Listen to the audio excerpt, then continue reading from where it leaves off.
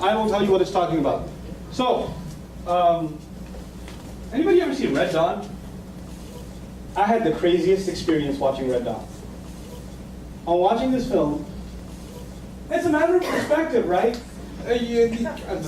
North Koreans are invading the United States and parachutes are landing and they're taking over half the country and it's crazy and these poor high school kids are running up into the woods and their dad taught them to use a shotgun or something. And they're now considered, guess what? They're considered terrorists.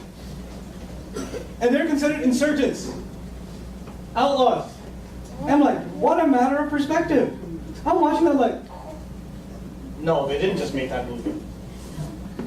I mean, it's just a matter of who's wearing what flag. You see what I'm saying? Perspective changes everything. Now, the thing of it is, in the Islamic tradition, the Prophet, peace be upon him, peacefully started a call to Islam in a city called Mecca at the age of 40.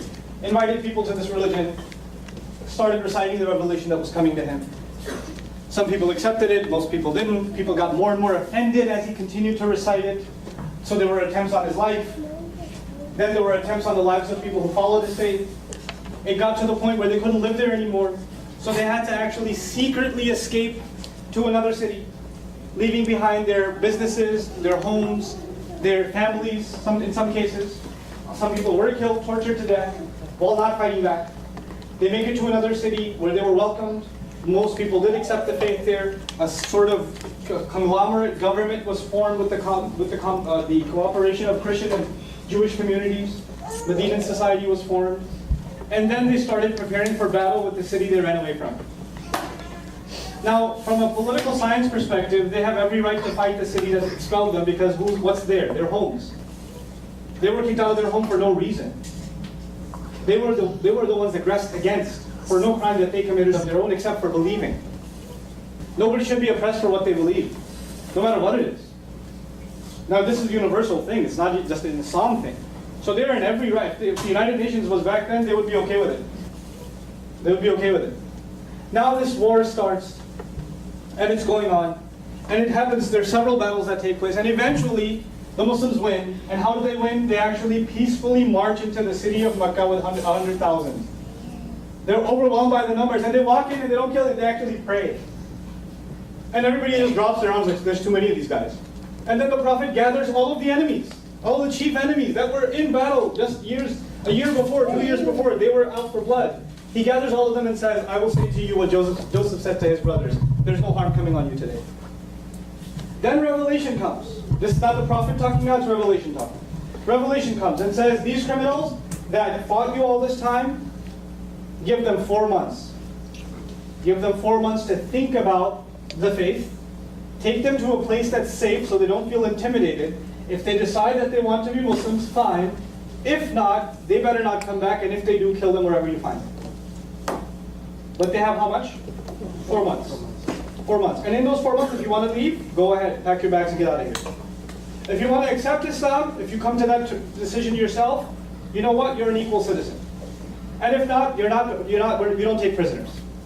We're not taking prisoners. But until those 4 months, you are free to do what you want. This is the specific context of that declaration. It is not a universal Muslim foreign policy. It has actually nothing to do with what will happen after the prophetic tradition, because we believe that the punishments of God, like the flood of Noah, or earthquake or fire from the sky, or the town sinking into the ground, those kinds of punishments come from God. You know when they come? When a messenger is in the flesh with the people and he's rejected, then God's wrath comes. When a messenger is not there, those kinds of unique punishments don't come on the people where they're annihilated. It's only at the final rejection of a messenger. And by the way, let me add something else. When the flood water reaches up to here, in the case of Noah, right? The only thing above water is the nose now. Does God hit the pause button and say, you learned your lesson now? Let me take the water back down. You watch it this time. Does that happen? Does the fire rain from the sky, and right before it hits the guy on the top of the head, it stops? Does it ever happen? Once it starts, you can't stop it. This is God's tradition in previous nations. This is true of Islamic tradition and the same stories that are mentioned in the Bible. This is what we believe. Now, in the Prophet's case, the punishment was not coming from the sky or a rain or flood or a typhoon. It was the Muslim army that took over the city of Makkah. And God's tradition fulfilled. All criminals who fought against the messenger should be what? Killed. But the pause button is pressed until 4 months. The pause button was never pressed before. It's 4 months. Think about it. If you want to leave, move to Rome, go ahead. Move somewhere else, go ahead. Otherwise, you will face God's wrath, which has been coming from previous prophets too. And this is a messenger, and God does not forgive those who violate his messenger's causes. Those who have been ardent criminals. It's up to you.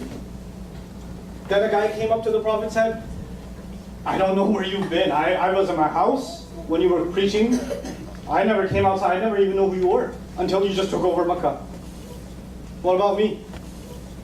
So anyway, he says, what about me? I didn't do anything. I didn't fight you guys. You know? And Allah says, what about them? A specific verse came about the exceptional case.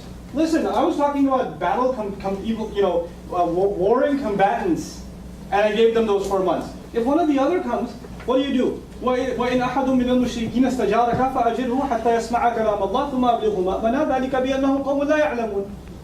If one of the idol worshippers comes to you saying, listen, I have no idea. I don't know what this stuff is. Then فَأَجِرْهُ, leave him be and keep him safe. Ajru means 2 things. Leave him be and keep him safe. حَتَّى يَسْمَعَ كَلَامَ اللَّهِ, until he gets to hear God's word. ثُمَّ أَبْلِغْهُ مَأْمَنَهُ. Then after he hears God's word, take him to a safe place. ذَلِكَ بِأَنَّهُمْ قَوْمٌ لَا يَعْلَمُونَ. That's because they were a people that didn't know. That's because they were people that didn't know. People that didn't know, you are responsible to protect them. Let them know what this is, because they didn't know, but you're also responsible to protect them. Context. Without context, you can pull anything out. Without context, I'm running around after my child, playing with her, and I would say, I'm going to get you. I'm a lion, I'm going to eat you. I say it all the time. You record. Nouman Ali Khan told his children that he's going to eat them. We have a direct recording. I'm going to eat you. Did you say that, sir? Yes, I did. I actually did say that. And then they asked my child, were you scared? I was really scared. Context, guys. Context. It's so easy to manipulate a text. And the beauty of it is, when I see people manipulating the Quran as text, I find fulfillment of God's word in that. Because he says, يُضِلُّ بِهِ كَثِيرًا وَيَهْدِي بِهِ كَثِيرًا وَمَا يُضِلُّ بِهِ إِلَّا الْفَاسِقِينَ. He guides with this word many, and he lets other people be misguided with this word, many of them. And the only one who go into misguidance by using the word are people who are inherently corrupt. People that have corrupt intention will use it for misguidance, and when they do that, I say, oh, you told us. Thanks. Thanks for the heads up. So I'm not shocked by it.